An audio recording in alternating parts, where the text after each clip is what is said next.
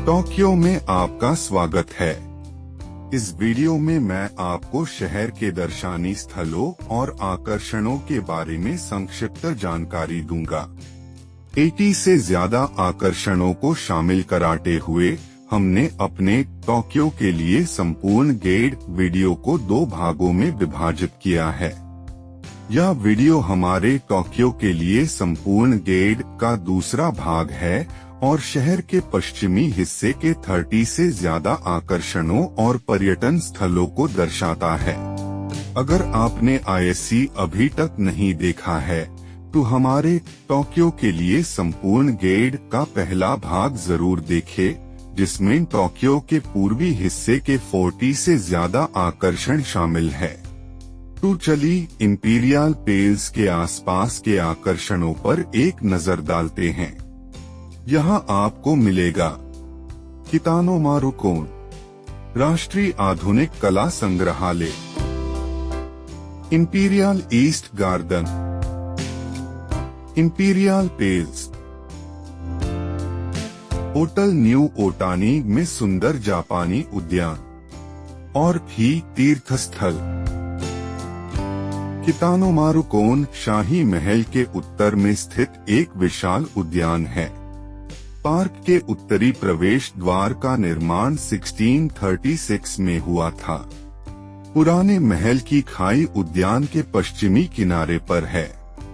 Park में काई संग्रहालय और निप्पॉन बुडोकन कॉन्सर्ट हॉल है। राष्ट्रीय आधुनिक कला संग्रहालय में 12,000 से ज्यादा कृतियों का संग्रह है। किसी भी समय इनमें से केवल चुनिंदा कृतियां ही प्रदर्शित की जाती है। ये कृतियां वर्ष 1860 से लेकर आज तक की है। संग्रहालय में प्रवेश के लिए लगभग 600 येन का शुल्क लगाता है।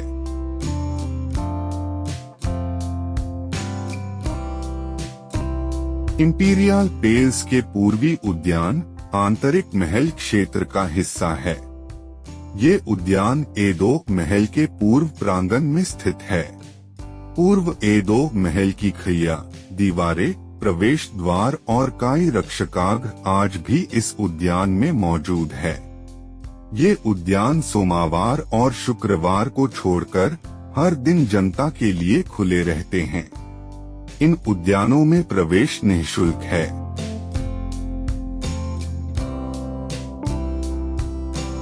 शाही महल शाही परिवार का मुख्य निवास स्थान है। इस महल का निर्माण 1888 में हुआ था, लेकिन 1945 में ISC नष्ट कर दिया गया था। बाद में ISC उसी शैली में पुनर्निर्मित किया गया। महल का आंतरिक भाग आम जनता के लिए खुला नहीं रहता। हालांकि 2 जनवरी जो नव वर्ष है और 23 फरवरी जो सम्राट का जन्मदिन है को आगंतुक महल के आंतरिक भाग में प्रवेश कर सकते हैं।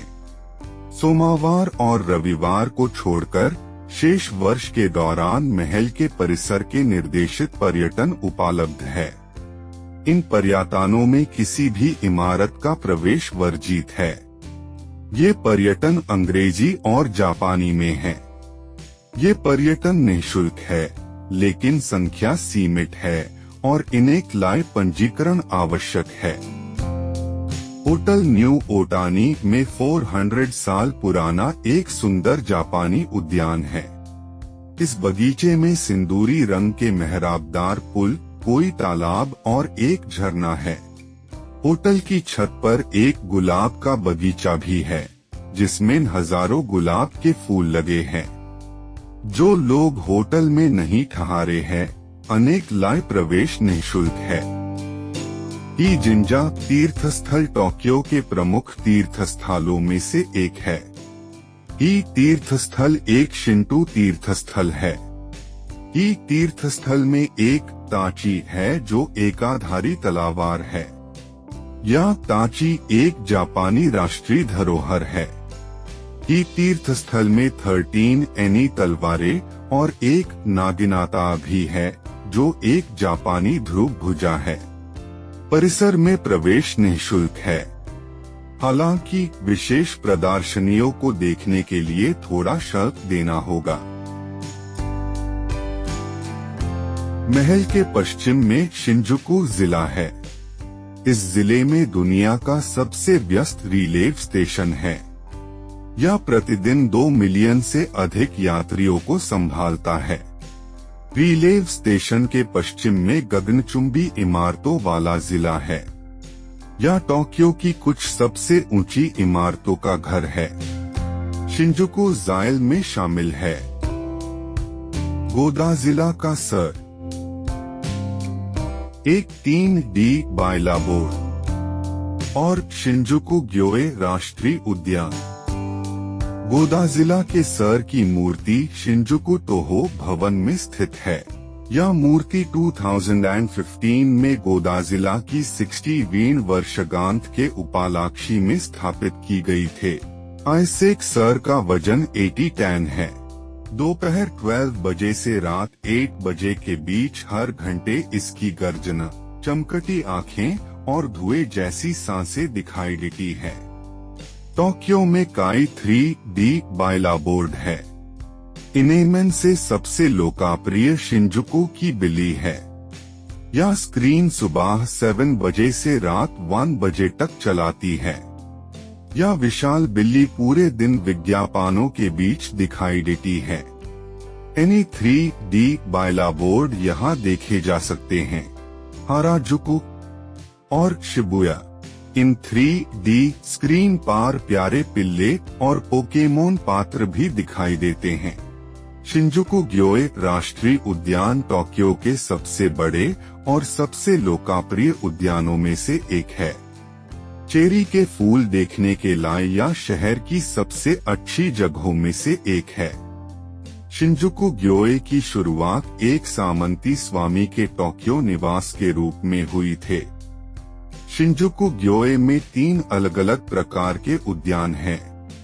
सबसे पुराना एक पारंपरिक जापानी भूदृश्य उद्यान है, जिसमें द्वीपों और पुलों से युक्त बेड़ तालाब है। औपचारिक फ्रांसीसी उद्यान का डिजाइन समामित है। अंग्रेजी भूदृश्य उद्यान में फूलों वाले चेरी के पेड़ों से घिरे चौड़े खुले लॉन है। कई उष्णकटिबंधीय और उपोष्णकटिबंधीय फूलों वाला एक सुंदर ग्रीन हाउस भी है। हालांकि यह आमतौर पर सोमवार को बंद रहता है, लेकिन वसंत चेरी के फूलों के मौसम में यह उद्यान हर दिन खुला रहता है। उद्यान में प्रवेश शुल्क 500 येन है। महल से दक्षिण पश्चिम में शिबुया जिला है। यह जिला युवा पीढ़ी के बीच लोकप्रिय है। आइसेक आकर्षणों में शामिल है। मेजी मंदिर, हाराजुकु, रोपोंगी पहाड़ियों का मोरी टावर, शिबुया सकुरा मंच, हाचिको प्रतिमा, शिबुया आकाश, शिबुया स्क्रेनबर्ग और थोड़ा आगे पश्चिम में गोटोकुई मंदिर है। मेजी तीर्थस्थल जापान के सबसे लोकप्रिय तीर्थस्थलों में से एक है। यहाँ अक्सर पारंपरिक शिंटो शादियां होती देखी जा सकती है। यह सम्राट मेजी को समर्पित है। सम्राट मेजी आधुनिक जापान के पहले सम्राट थे। यह तीर्थस्थल 1920 में बनाया गया था। यह 1945 में नष्ट हो गया था, लेकिन उसके तुरंत बाद इसका पुनर्निर्माण किया गया। तीर्थस्थल परिसर में प्रवेश एक विशाल टोरी द्वार से चिह्नित है। तीर्थस्थल में प्रवेश निःशुल्क है।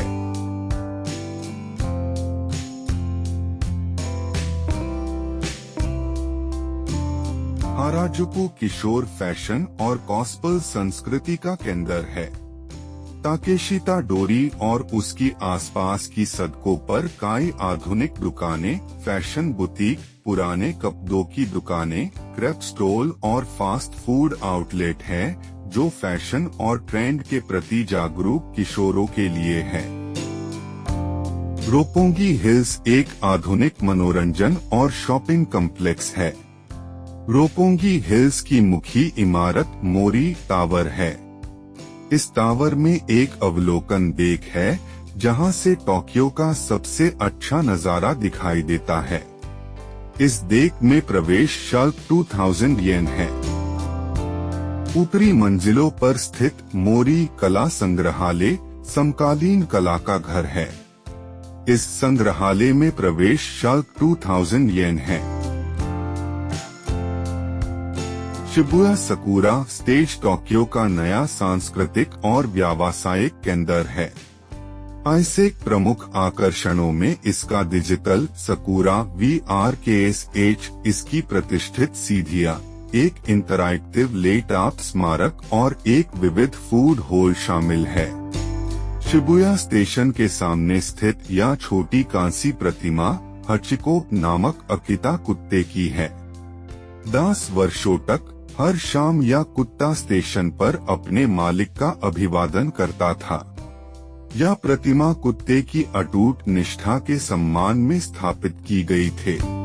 शिबुया आकाश शिबुया स्क्रैम्बल स्क्वायर इमारत के शीर्ष पर स्थित है। यह टोक्यो के लुभावने 360 डिग्री DRSHY प्रस्तुत करता है। शिबुया आकाश अनुभव में शामिल है स्के गेट, जो आपको 46वीं मंजिल तक ले जाता है। स्के गैलरी इनडर अवलोकन डेक, जिसकी खिड़कियों के डिजाइन शहर को देखने के विभिन्न तरीके प्रदान कराते हैं। और स्के स्टेज आउटडोर रूफटॉप क्षेत्र। शिबुया स्के में प्रवेश शुल्क लगभग 3000 येन है, लेकिन दिन के समय के अनुसार अलग अलग होता है। शिबुया स्क्रैम्बल दुनिया के सबसे व्यस्त और प्रतिष्ठित पैदल यात्री क्रूजिंग में से एक है। यह स्थान के रूप में जाना जाता है जहां ट्रैफिक लेट लाल होन पार हजारों लोग सभी दिशाओं से चौराहे को पार कराते हैं। गोटोकुई मंदिर एक बौद्ध मंदिर है जो शिबुया से थोड़ा पश्चिम में स्थित है, लेकिन यह देखने लायक है। इसकी प्रसिद्धि का कारण यह है कि यह सौभाग्य के प्रतीक मानेकिने को यह इशारा करती बिल्ली की मूर्ति का जन्म स्थान है। कहा जाता है कि मंदिर में एक बिल्ली ने एक तूफान के दौरान एक समुराई राजा को सुरक्षित स्थान पर आने का इशारा किया था। महल के दक्षिण में शिम्बाशी और मिनातो शहर है। टोक्यो के इस क्षेत्र के आकर्षणों में शामिल है घिबाली घड़ी, 3 लैब बोर्डरेज, टोक्यो टॉवर, जोजोजी मंदिर और हामा-रिक्यू। घिबाली घड़ी एक प्रभावशाली घड़ी है जो 12 मीटर ऊंची और 18 मीटर चौड़ी है। घड़ी हर दिन दोपहर 12 बजे, दोपहर 3 बजे, शाम 6 बजे और रात 8 बजे प्रदर्शन करती है।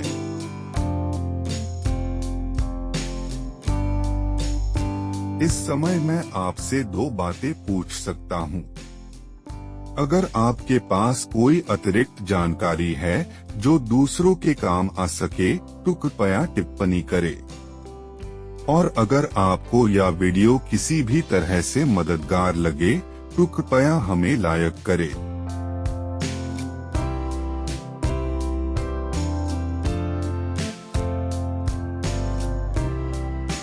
तीन लैब बोर्डरेज 3 लैब प्लेनेट्स जैसा ही है।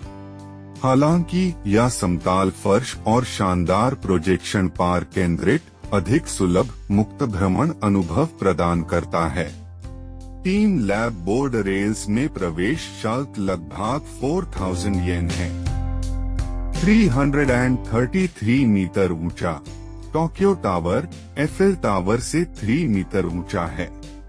यह आईएससी दुनिया का सबसे ऊंचा SV समर्थित स्टील टावर बनाता है। टावर में 2 अवलोकन डेक है। ये 150 मीटर और 250 मीटर की ऊंचाई पर है। इसामिन कांच के फर्श के कुछ हिस्से भी है जिन पर खड़े होकर आप नीचे देख सकते हैं। निचाले देक के लिए प्रवेश शुल्क 1500 येन और दोनों देक के लिए 3500 येन है। टोक्यो टावर के ताल पर स्थित जोजोजी मंदिर एक बौद्ध मंदिर है। मंदिर का मुख्य द्वार 1622 में बनाया गया था। यह मंदिर, जिसका निर्माण मूल रूप से 1393 में हुआ था, 1598 में अपने वर्तमान स्थान पर स्थानांतरित किया गया था। मंदिर बुधवार से सोमवार तक खुला रहता है। मंदिर में प्रवेश निःशुल्क है। तोकुगावा संग्रहालय में प्रवेश शुल्क 700 येन है और यदि आप मकबरे को भी देखना चाहते हैं तो 1000 येन का शुल्क देना होगा।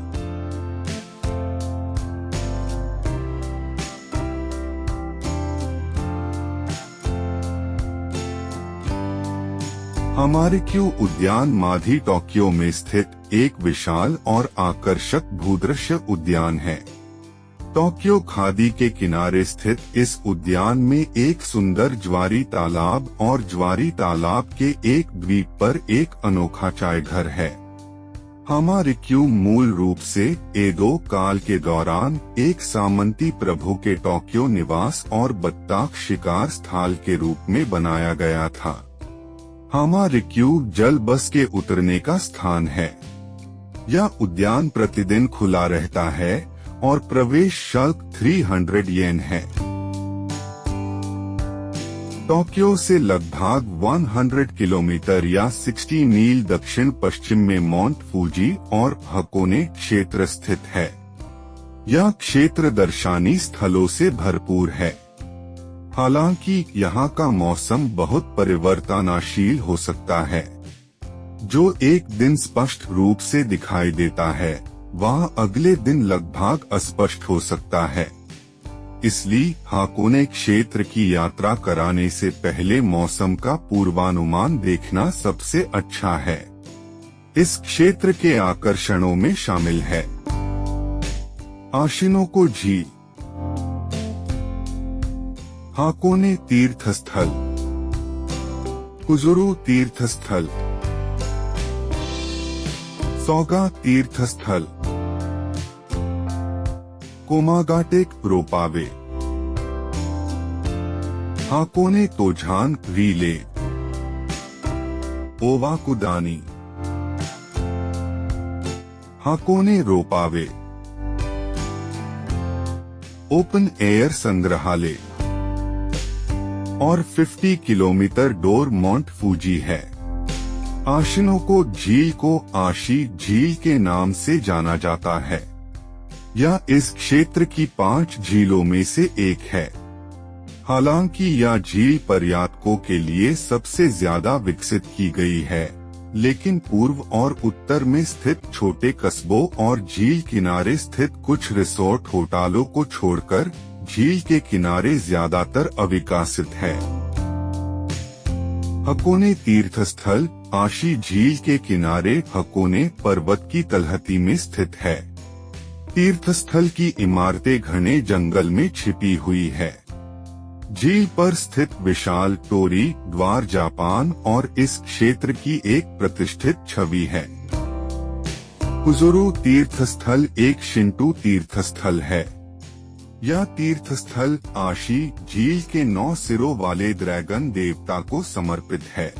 तीर्थस्थल के परिसर में प्रवेश निःशुल्क है, लेकिन खजाना होल में प्रवेश कराने के लिए 500 येन का शुल्क देना पड़ता है।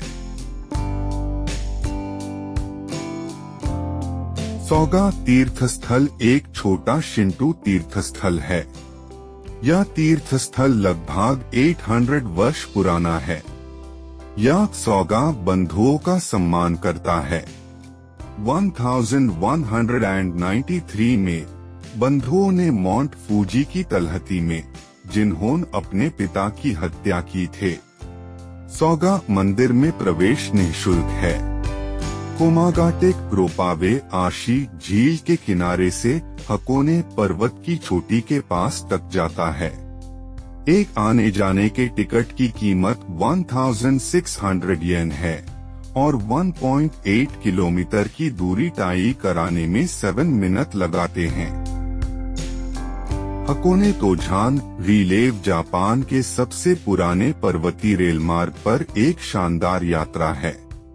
यह ट्रेन एक संकारी घाटी से होकर, पुलों के ऊपर से और सुरंगों से होकर गुजरती है। इस यात्रा में 35 मिनट लगाते हैं। इस यात्रा के लिए हकोने निःशुल्क पास का शुल्क है, लेकिन ISC 460 येन में अलग से खरीदा जा सकता है। ओवाकुदानी उस क्रेटर के आसपास का क्षेत्र है जो हकोने पर्वत के अंतिम विस्फोट के दौरान बना था। यह 3000 साल पहले हुआ था। यह क्षेत्र अपने गर्म झरनों और गर्म नदियों के लिए जाना जाता है।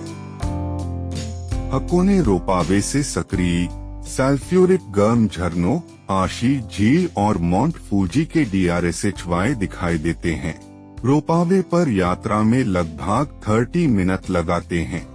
हकोने रोपावे पर यात्रा कराने के लिए आपको एक पास की आवश्यकता होती है, जैसे कि हकोने फ्री पास।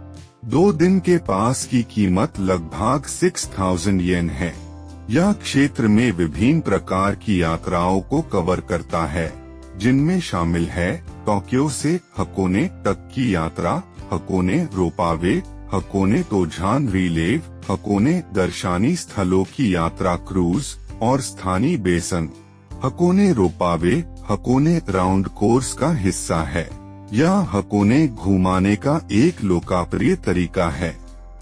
यह सोनजान स्टेशन, जो हकोने तोझान रिलेव का टर्मिनस है, को आशी झील के किनारे स्थित टोगेंडे स्टेशन से जोड़ता है।